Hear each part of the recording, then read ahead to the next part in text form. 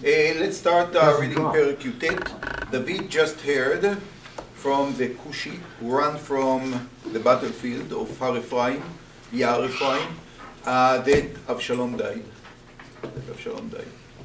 Which is, there is a description in the halacha of the following situation: how a person can give a bracha of Hatov ve'Ameti for something great that happened to him, and Dayana Emet. He has to say the two brachot together.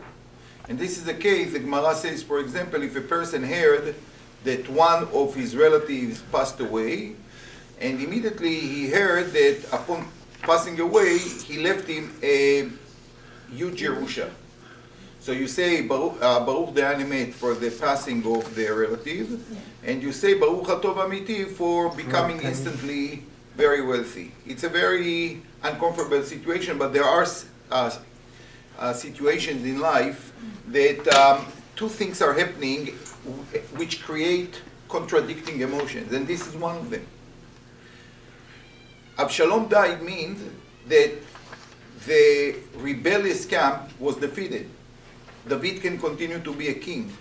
The whole reason for the war actually was achieved. At the same time, Avshalom died.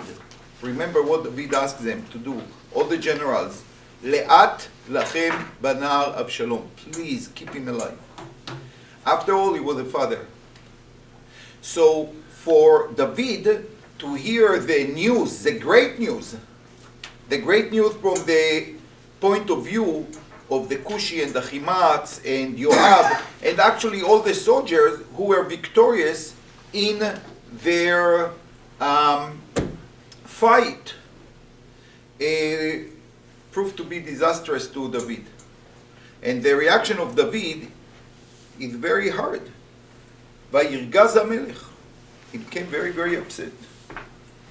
Vayal al aliyat hashar. Remember, he was in the Sha'ar, the first place to see the people who will come back from the battlefield to hear what happened, because he was trembled. He was not sure what are going to be the results. Vayevk, and he burst out emotionally. Veko amar belechto, and as he walks up, he says, Bni Avshalom, Bni Avshalom.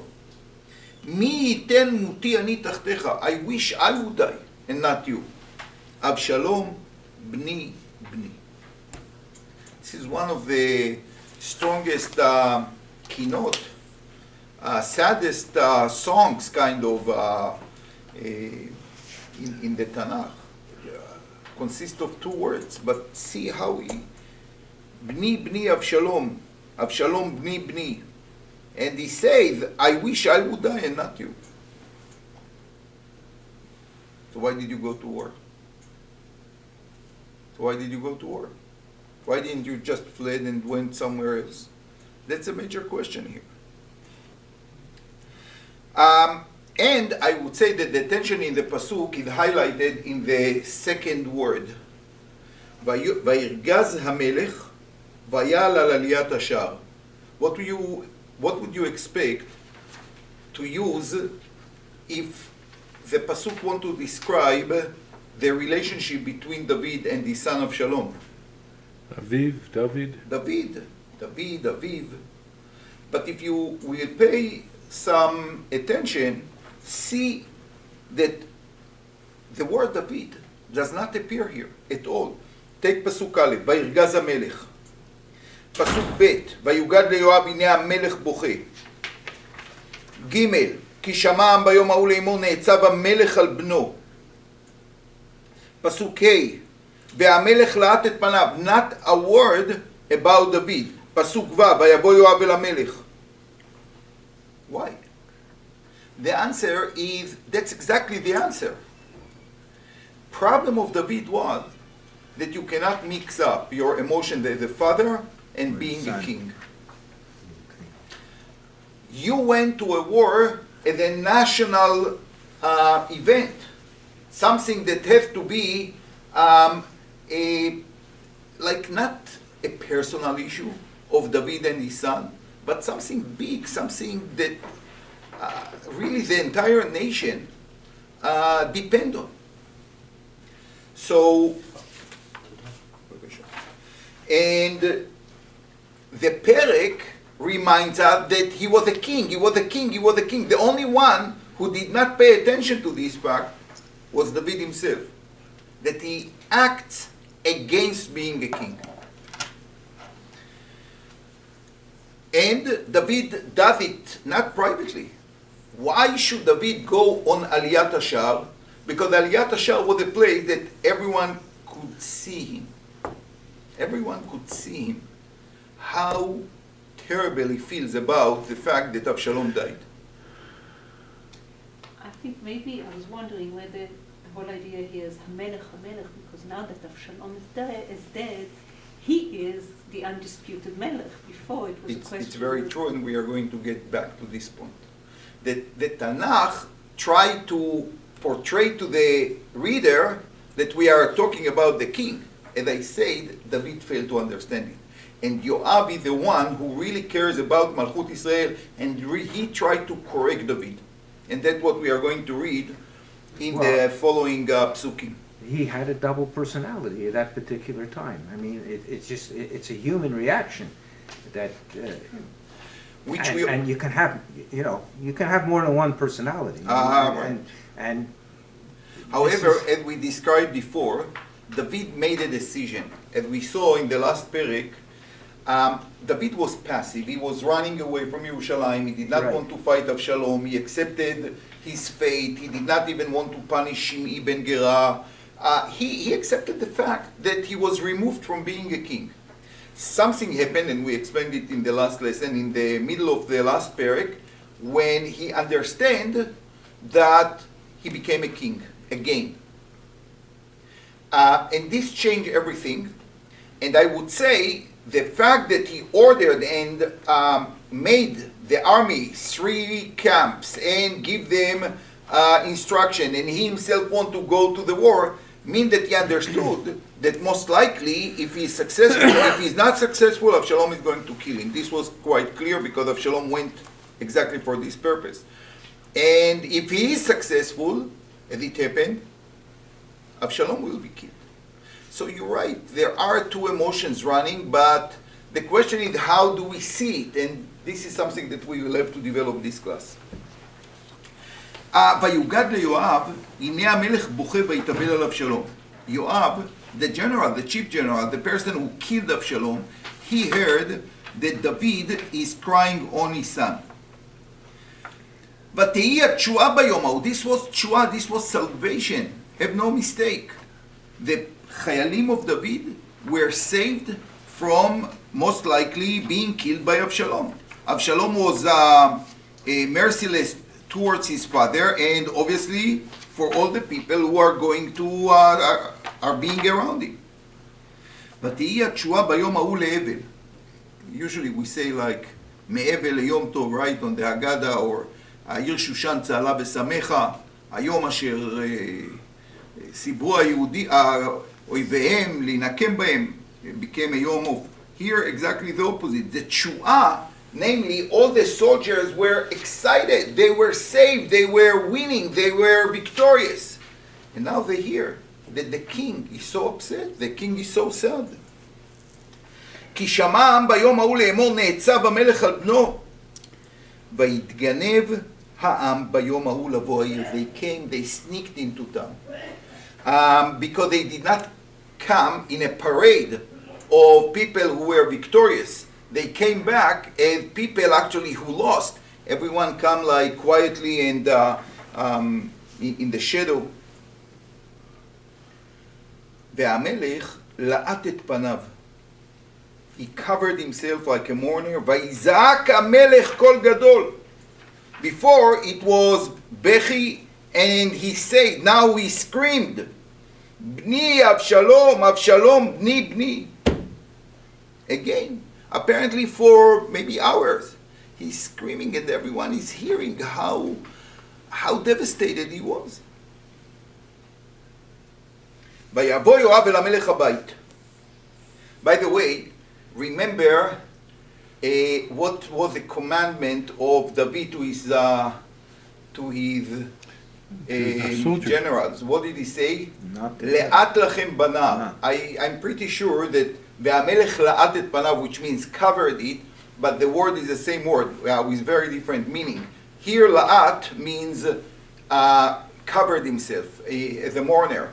Over there was le'at, like slowly, don't rush to kill him. But I think that the similarity of the word come to raise the idea that Yoav, who is responsible for killing, who not obeying the commandment of David, he brought David to this situation where he had to be a mourner. And that we are going to see he took full responsibility and pride over the fact that he actually did not obey the commandment of the king. Listen to the following. ויבוא יואב אל המלך הבית, ויאמר, הובשת היום את פני כל עבדיך. You embarrassed us, all the warriors, הממלטים את נפשך היום. We went to war in order to save your life. By you crying about Avshalom, you actually put us all to a shame. Because we tried to save you, nefesh banecha ubnotecha, you have a whole family that if Avshalom would be the next king, he will kill them. Venefesh nashecha, and all your wives, and David had at this time about 18. Venefesh pilagshecha, and all the half women that you had. Why do you think we went to risk our life? For you. And it was you or Avshalom. And now that Avshalom died and you and your family and all your soldiers were saved, now you are crying. How do you think we feel about it? You basically say, then you have continued the equation. Le'ava et zonecha. Basically, you like the people who hated you. Ve'lisno oto abecha, and you hate us for killing Avshalom when we did it out of love for you. Ki gadeta ayom ki ein lecha sarim ve'avadim. You don't care about your ministers or slaves. You would like them to be dead. Ki yadati ayom kilu Avshalom chai ve'kulanu ayom meitim. Now I understand from your crying. I know very well that if you would die, namely all of us with you, and Avshalom would be alive, you are going to be so happy. Namely, he said it in sarcasm, but basically that's it. If you are saying, Mi ten muti tachtecha, you say, I wish all my soldiers, all my generals, all my officers, all my wives and children would die. Ha'ikar, Avshalom will be alive. Ve'ata kumtze. See, the general gives now orders to the king. See how he talks to him. Ve'ata kumtze. Now you leave this spot and you go to the people, to all the warriors outside there. Ve'daber alev abadecha. And you talk to them. And you talk to them nicely. Ba'ashem nishbati. I swear in God. Ki eincha yotze. If you are not leaving, im yalin ish itcha alayla. No one is going to stay here with you. Vera'a lecha zot mikol hara asher ba'a alecha. And I'm telling you, everything that happened to you in your life, and many bad things have happened to David in his life. From his childhood, when he was rejected by the family, as I explained the first time we started to learn about David, and Shaul, and the wars, and the people around him, and then Shaul running after him. I'm telling you, all this was just the promotion to the real movie. Because what you are going to have now, to suffer now, you cannot even imagine. Not promotion, preamble. Okay, thank you. So this is going to be just the trailer, everything. וראה לך זאת מכל הרעה אשר באה עליך. מנעוריך עד עתה. This is going to be the worst thing that you ever experience. From נעוריך, from being a very young person until now. I notice that Yoav is not taking any fault of this on himself, because he had the option of not killing Avshalom and just taking him captive. And had he done so, didn't have to do it nicely, but had he done so, he could have still won the war. And the fight was over not because they killed Avshalom. You know, Because to be honest with you, that's exactly how I understood it before you asked me to teach this parak. Honestly, like for years, that's how I understood it. That there was a way to satisfy David and to satisfy Yoav or Absalom. We all like people that like resolutions and compromises. But really, after we learn everything, I think that it was very binary. It's like David or Absalom. You see already that he brought Absalom from Gshur. You would expect Absalom to respect his father who wanted him back. On the contrary, Absalom is continuing to do what he wants to do. Absalom went to the length of raping the wives of David in front of everyone else. There was no way to compromise this. Absalom made it clear, I am going to be the next king and not my father. So, you know, one day or another, they are going to stand the same situation. And you know what? Even between friends, you say, he betrayed me once, shame on him. He betrayed me twice, shame on me. I mean, you cannot give a person like Absalom the benefit of the doubt. There is no doubt here. Absalom was very, very clear. And again, David, as an individual, can do whatever he wants. He could go to Absalom, give him his head, and tell him to cut it off. But he's a king. He has soldiers, he had officers, he had people who depend on him, he had wives, he had a family, slaves. It's a whole camp that he is responsible for. And by the way, this brought David to be the king. Taking care over others. Remember, like, it started with his soldiers, people, anashim marei nefesh, who admired him, who trusted him 100%, went with him, risked their life for him. And now it looks like David just, I don't care about you. It's a terrible thing. The next pasuk, in my opinion, I don't know what you think. I think it's the greatness of David. Because we don't find, maybe in history, something like this, that the general is talking to the king this way. You know what? This way is really a good reason to chop off the head of Yoav. Honestly, like, you already disobeyed my commandment, you killed my son, now you talk to me like I was your soldier. Excuse me, there is a hierarchy here. How did he do it? He did it, but did he do this in public or he did it one-to-one? It's not so clear, I don't know. It's not. It's not. Probably It's private. not. Number one, it's not so clear. It is. And then also. Right, it sounds like he came and talked to him privately. It was not like in front of everyone. Right. And I think so. That going back to what I'm telling you, that he was having, you know, there are times in life you have crisis and crisis and crisis, and different crises. The reaction is completely different. And this is his number one man, and his number one man is doing his job. The second thing is they, you know, we can't think about here where we have laws and you know, the police, and you have the government, and you have they were the police, they were the government. I mean, and that they were the ones doing all these things, and it's a total different world than it is today. I mean, You're right. And you know what? You might give a fail grade to Yoav on many, many things. Like, he was not an easy person. You are going to see how David described him.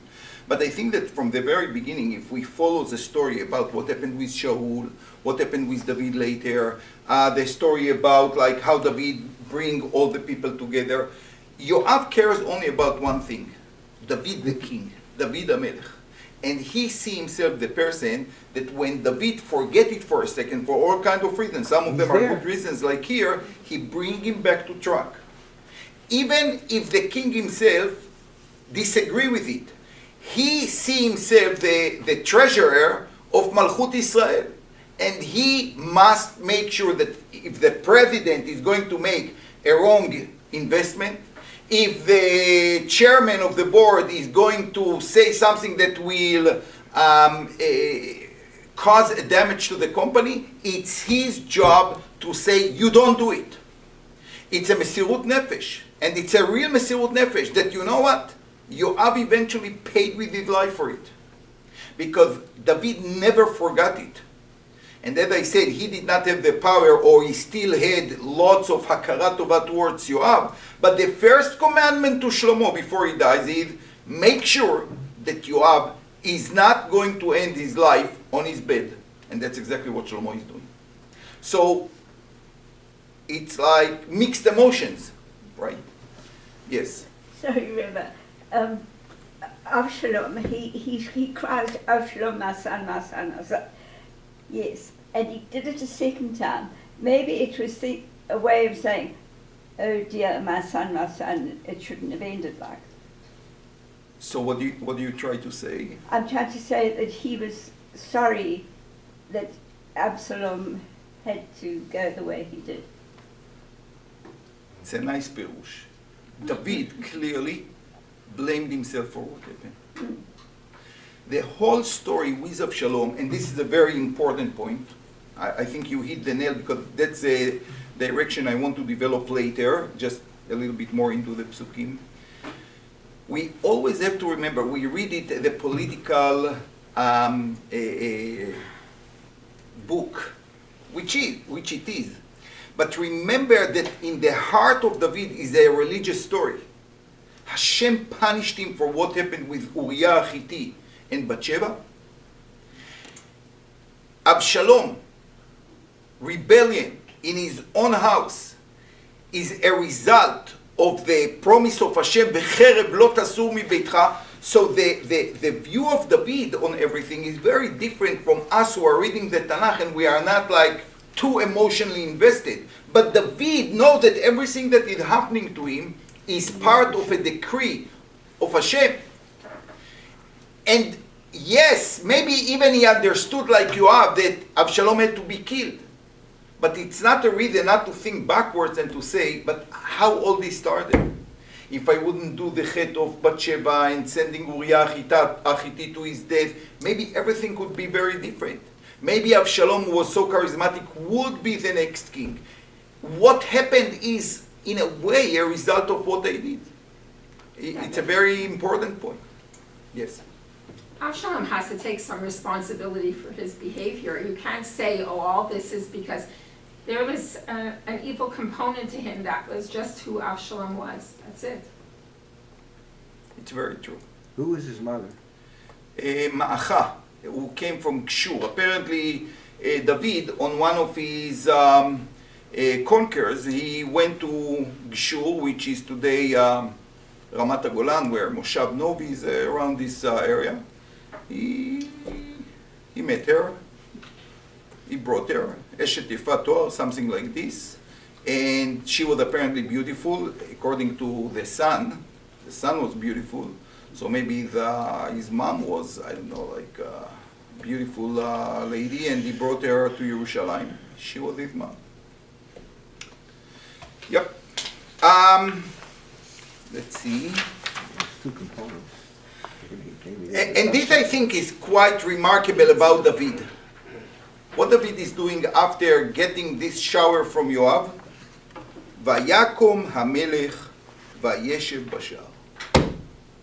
He accepted. He accepted. It's not so simple to accept something like this. To conceal your emotions, to hear what your general has to say, and to accept the commandment of your general instead of giving him. That's quite remarkable, because David understood that he is right. So David, all over, is a person with no ego. He has ideals. Very little we find ego by David. And David knows that Yoav is right. He conceals his emotions and he goes to the shar. ולכל העם הגידו לאמור, הנה המלך יושב בשער. ויבוא כל העם לפני המלך, וישראל נס איש לאוהליו. Oh, that's a strange pasuk, isn't it? So everyone comes to the king, because he's now sitting in the shar. וישראל נס איש לאוהליו. Who are Israel here? What do you think? apparently the people, I would say the people who are, who went with Absalom. I assume. This is, and I did not see in the Mefarshim anyone who talks about it. So the people, the Am, come to David, Israel nas leolah. Well, what does that mean? My understanding is that, They're changing their allegiance.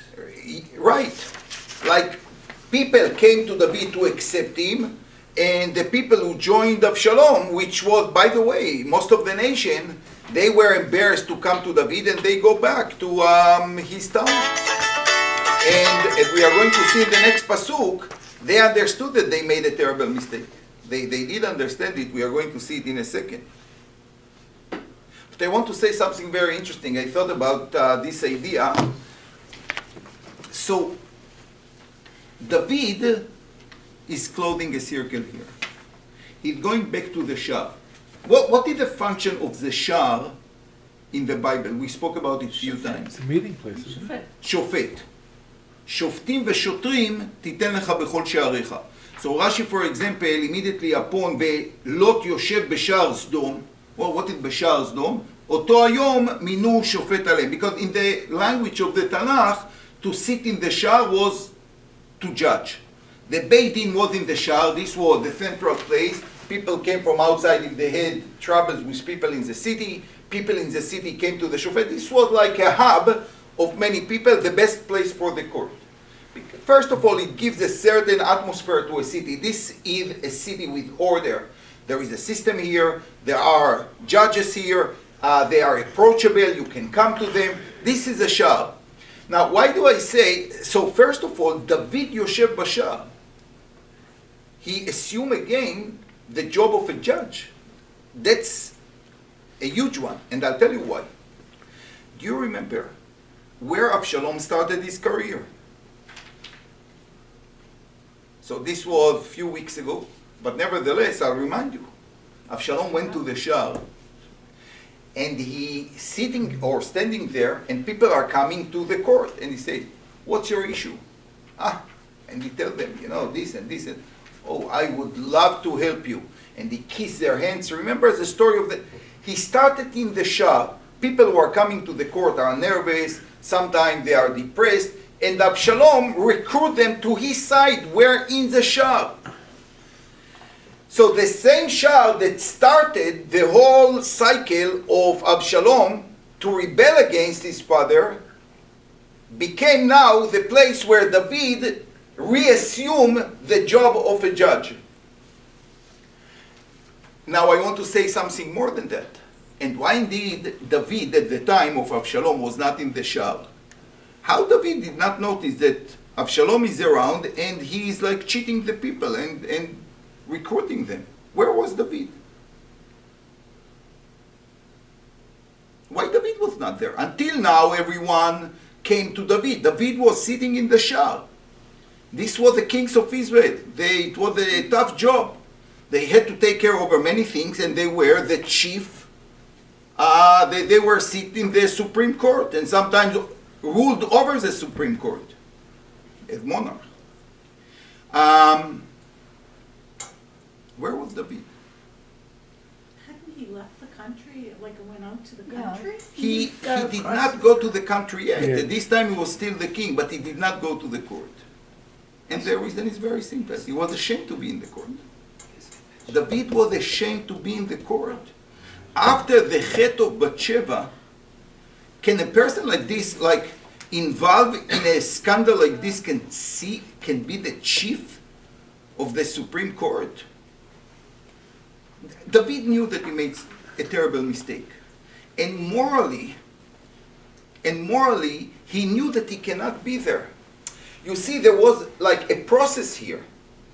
David, the moment he realized what he did, he himself became depressed. Absalom used the opportunity that the king is not functioning because everything that happened, and assume the position of the king to his hands. That's what happened here. And to me, this pasuk is actually the rebirth of David. after Avshalom died, and we are going to explain what happened, David understand I am the king. And you know what does it mean to be the king? First of all, to assume the position of the chief person who is responsible for the order of his country and his people, and he goes back to the Shah. So we have to see that this is a remarkable pasuk. It's a rebirth of David the king.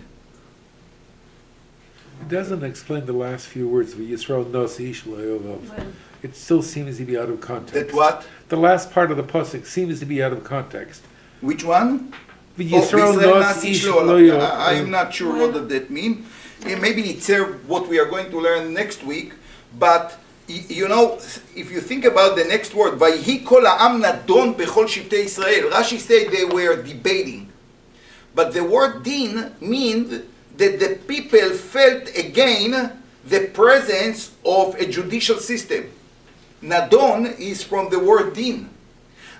As long as David was not sitting in the Beidin, I'm 100% sure that the whole system was like shaky. The king is not there, you know, there are all kind of replacement. Think about the day that, I don't know, like the chief judge, the Melech of Israel is not sitting in the court. It's demoralized everyone under him.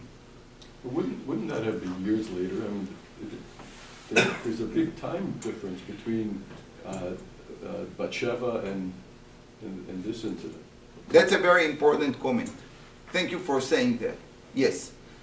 But still, for years, you're right, 4 years, because we read it, it's exactly the story with Megillat Esther. Megillat Esther, from the beginning to the end, is a story about 9 years. You know that. Because it says, in the beginning, Bishnat Shalosh lemalchuto asa melech Achashverosh, and then we read, the last parak is Bishnat 13 lemalchuto, which is 9-10 years in between. When we read the Megillah, it looks like everything happening in 2 weeks. It's not.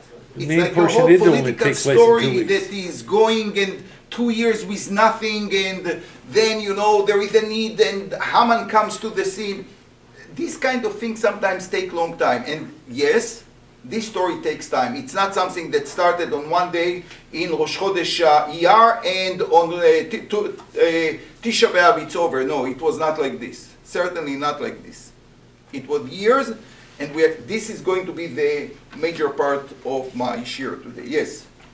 Maybe what you that's why said the before, killing the is the way difference it is. between Ha'am and Israel, that Israel were Avshalom, I think you're probably right, because what we learned when they heard that he was sad, that he was crying, it says, Vayitganev Ha'am bayom ha'u l'toch Ken, which are the people the of the people, his people. His people. And now they are coming out to see the people, that's the Am. Okay, but the other people, the Israel who belong to Avshalom, are They running slinked away. away. Mm-hmm. Nice, thank you. You know, I want to suggest another reading, which, sorry, yes, I please. just wanted to ask, where is his speech to the people? The fact that he was sitting there not crying anymore, and the people came to him, and I'll tell you what they said. I'm pretty sure what they said. Mazel tov. Like, yeah, what do you think they said? Remember, they were excited. And the moment he, like, changed position, he was not crying anymore, he welcomed the people, it was a statement, even with no words. That's what you have said. Like, you are crying and screaming in front of everyone? Are you crazy or what? You have to come and to greet the people. So yes, there was no speech maybe, or we don't know about it, unless David decided to write Tehillim, and maybe the speech is somewhere there. But as I said, it's a statement. The moment you go outside to your people and you greet them, and you say to them, welcome back, and they say, Mazel Tov for assuming the position, and this by itself is a change of mood. Yes. Yeah. Okay. I want to go back to the pasuk, to pasuk Zayin. Pasuk Chet, sorry. Yoav is threatening David. How? He said, you go, you talk to your people, to your slaves, to your servants, because I swear it in God, if you are not going outside to them, no one is going to stay here in the house this night. You are going to stay at night alone, and this is going to be the worst moment of your life. Now, what does it mean you are going to stay here alone? And therefore what? If the blanket will fall, no one will be there to put it on you? Like, what kind of threat is it? Like, you are going to stay here alone for the night? What does that mean? You're going to be quiet and listen to your own thoughts. I think what he's He saying, should say, like, I will make, like, your life so terrible, or I'm going to embetter your life, and I'm going to bring the people to fight against you, so what you saw with Avshalom is going to end up with your own people. And I think that Yoav was quite close to it, honestly. no, I Yes. think what he was saying is that the people who were against him all ran away because they're afraid. And the people who supported him see that he's not thankful for what they did, so they're all going to leave him. He won't have anybody left. So he will have lost his son and lost his Aha. kingdom. Okay. Very nice. One of the most brilliant explanations to this perek is by the Rosh Yeshiva of Gush Etzion, Rabbi May. I think that this is like, whoa. Because he tells a completely new story that we never read here. And I want to share it with you. This is, I don't know, like I never heard such a beautiful, profound insight on any perek Batanach like this one. And you might agree or not, but I was like blown away.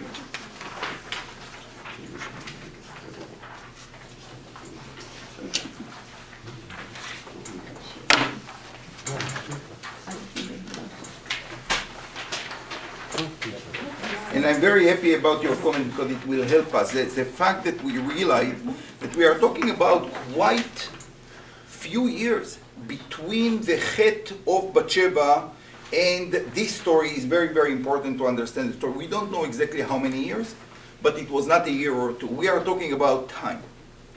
And I will make a short akdama first, which I raised like 2 classes ago to Shirin.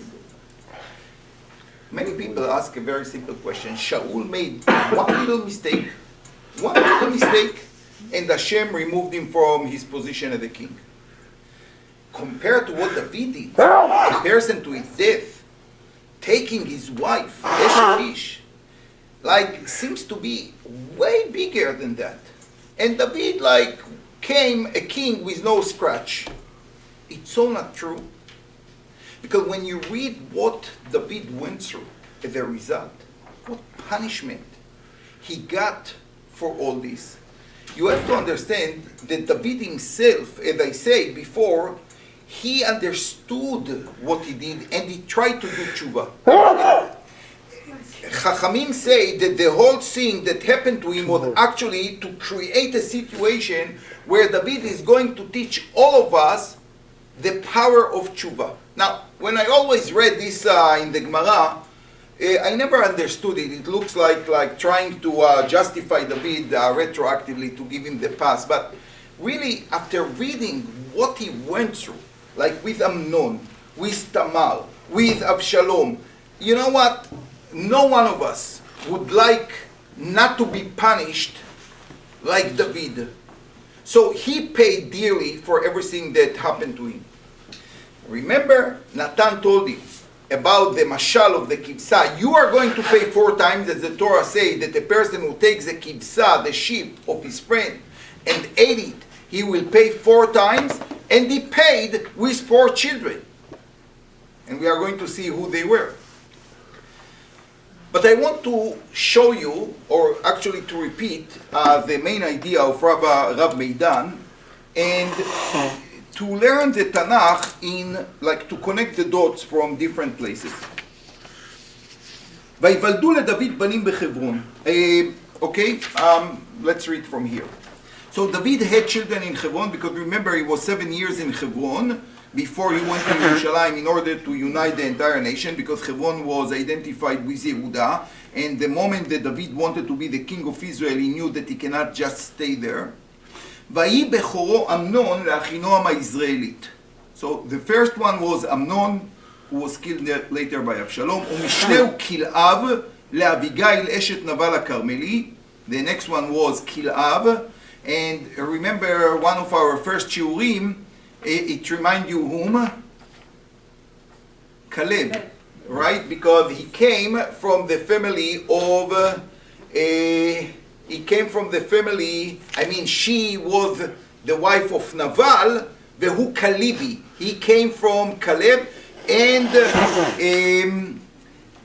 he wanted to keep his, or she wanted to keep his memory. I don't know exactly why they gave him, but משנהו כלאב. והשלישי, אבשלום בן מעכה בתלמי, מלך קשור. והרביעי, אדוניה בן חגית. והחמישי, שפטיה בן אביטל. והשישי, יתרעם לעגלה אשת דוד. אלה יולדו לדוד בחברון. We have a list of 6 children.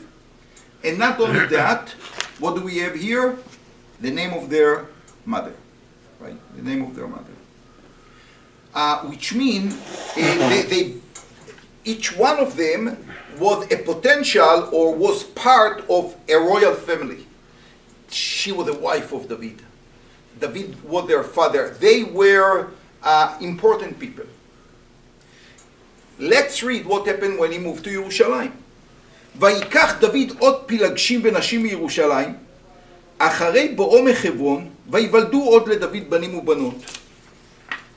So in Yerushalayim, he had more wives, as I said.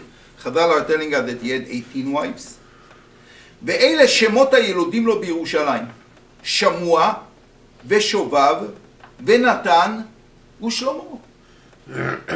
ויבחר ואלישוע ונפק ויפיע ואלישמע ואלידע ואליפלת. Interesting. Yeah, but that was the whole, like you said, he was trying to bring the people together. So this is the only way he could do it.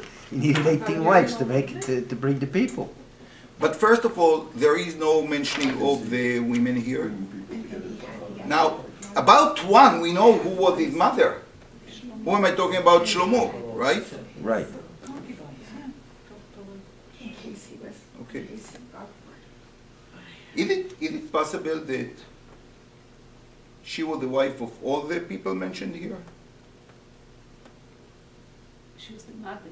Who, The Bathsheba? mother, yeah. No. She's not mentioned, but it says that he had the following children: שמוע, שובב, נתן ושלמה, ויבחר ואלישוע ונפק ויפיע ואלישמע ואלידע ואליפלת. No mention of the mother, but we do know clearly that Shlomo's mother was Bathsheba. She lost the first son. But He was maybe the by not second giving son. their So mother. I will say that we don't know, but it's possible. It's possible. But then Let's why read the wouldn't- next one. Then why wouldn't Shlomo be first? Right. Ah, That's it. He was the first Right. one after the first one. So maybe. Why would he be maybe first? the issue is the mother, these were not important except for Shlomo that we know because he Maybe. promised that she would be king. maybe. Yeah. The next perek, I don't want to run short of time, and this is really interesting. The next perek is, וינחם דוד את בת שבע אשתו, ויבוא אליה וישכב עמה ותלד בן, ותקרא את שמו שלמה, והשם אהיבו. How he comforted her. They had another son after the first one died, remember, right? ותקרא את שמו שלמה, והשם אהיבו. Hashem loved him. Now, she called him Shlomo. Why not David called him Shlomo? Okay, we will talk about it. והשם אהיבו, God loved him, which means he did not love apparently all the other children that David had there. But Shlomo was special for some reason. ויקרא, וישלח ביד נתן הנביא, Hashem gave a prophecy to Natan הנביא, ויקרא את שמו ידידיה בעבור השם.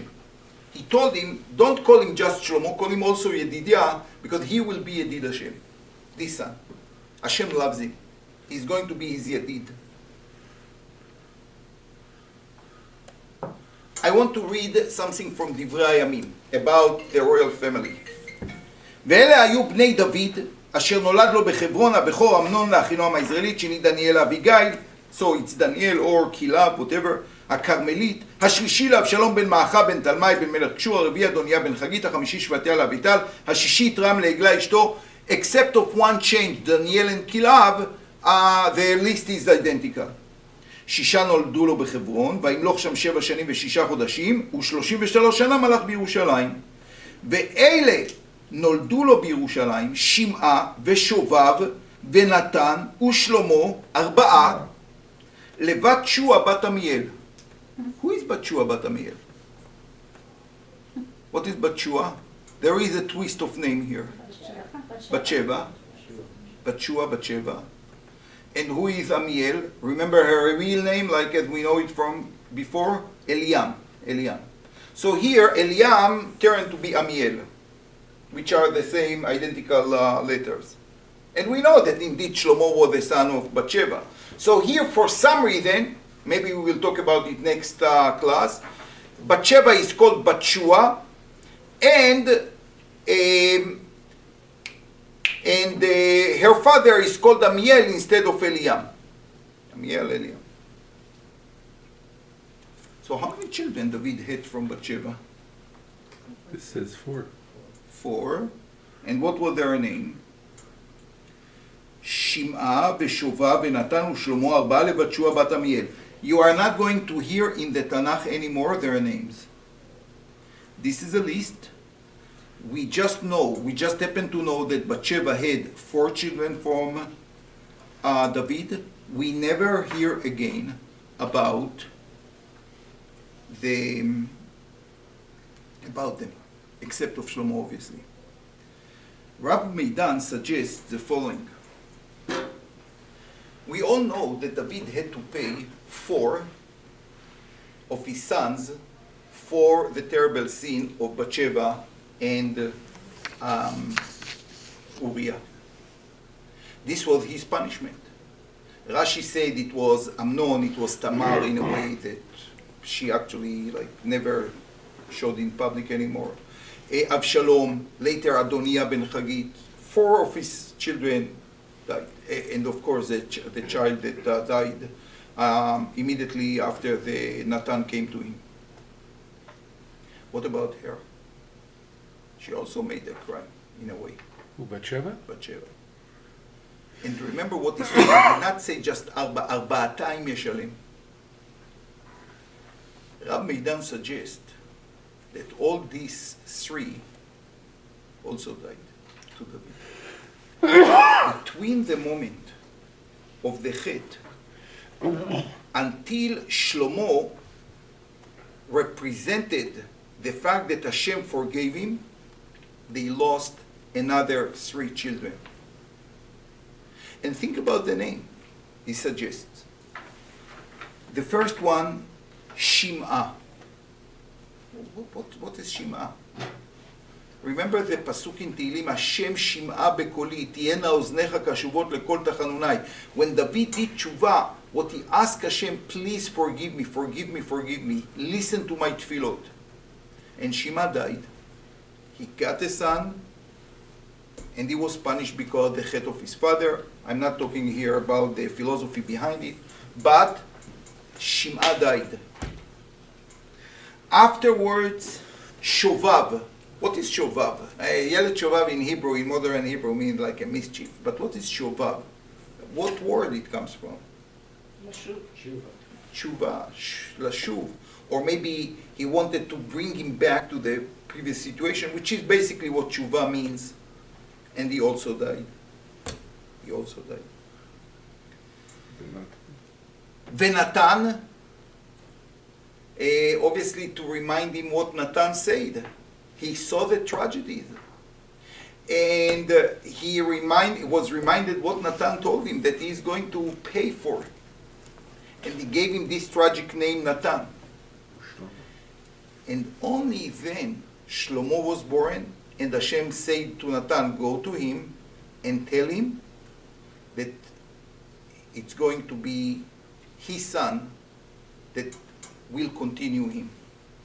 So it was the four that actually Natan was talking about were Shim'ah, Shovav, what was it? Natan, and Avshalom. These were the four children that died as a result of his chet. Shlomo was born after Avshalom died.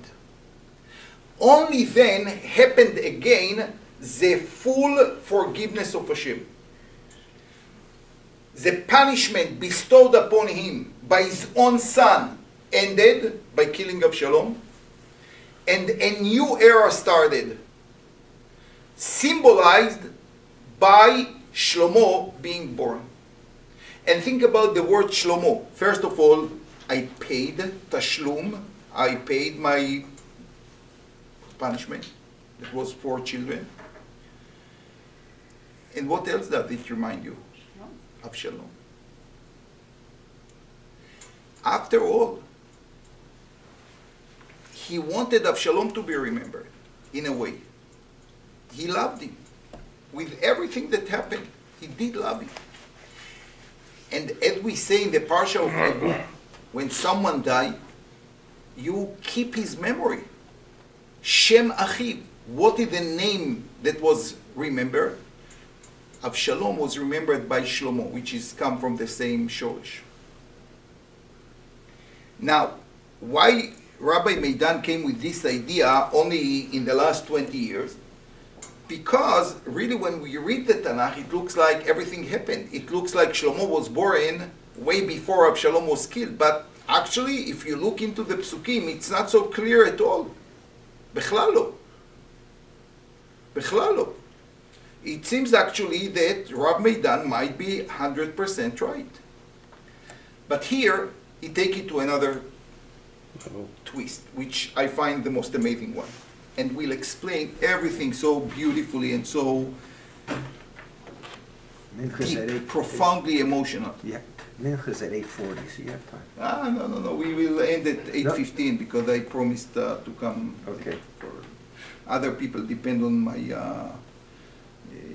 dinner. So, he said the following.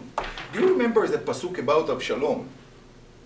That Avshalom made a yad for himself.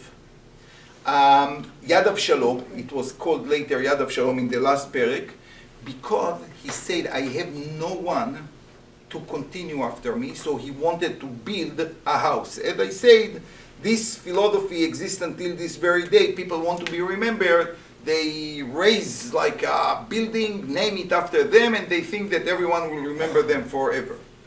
Avshalom did the same. And we ask, wait a second. Avshalom had 4 children. He had 3 children that we mentioned in Perek Tetvav. They had also a sister by the name Tamar. Apparently he loved her so much, so he called her his daughter Tamar.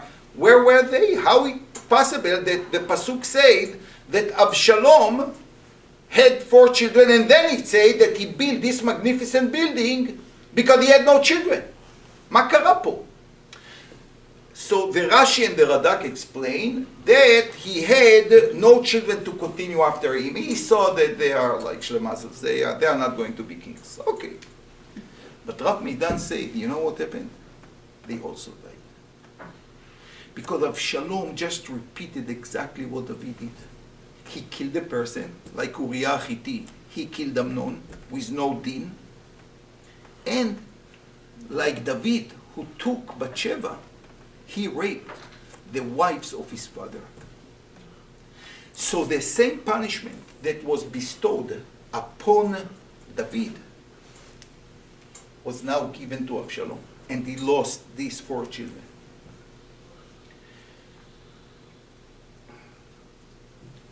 David saw the tragedy in his house. With everything that happened in Avshalom, he felt for him. He knew what did it mean to lose 4 children.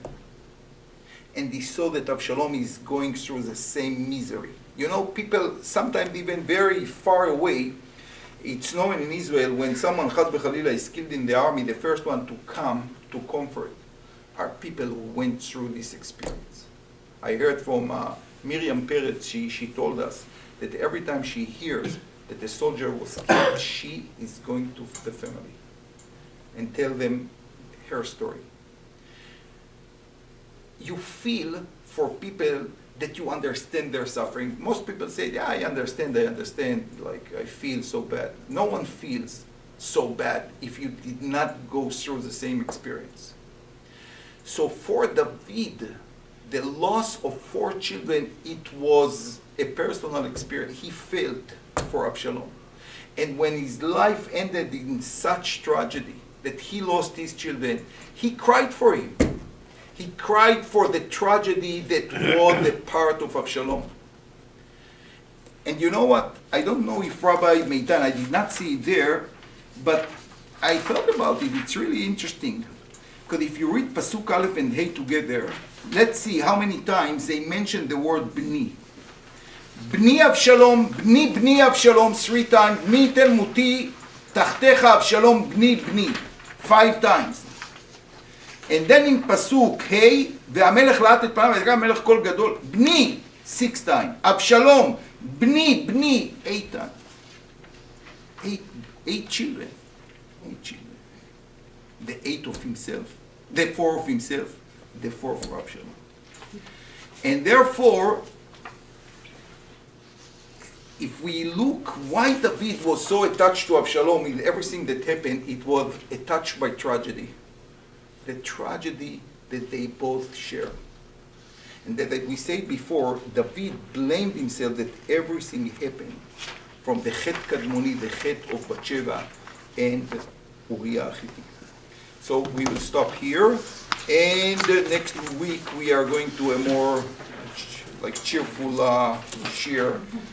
Although, as I predicted, from the Chet of Bathsheba, things are going downhill, and unfortunately my promise is fulfilled. Thank you very much. And next week 7:30 or not? You wrote in the email that we will have to decide upon it. 7:30? That's what he said. Okay. You still say it? So see you next week at 7:30. I trust you. Okay. You think I trust you more than I try to remember what I said? If everyone can bring their sheets up to the front, please. What do you want, separate or? I don't care. Lighter tov.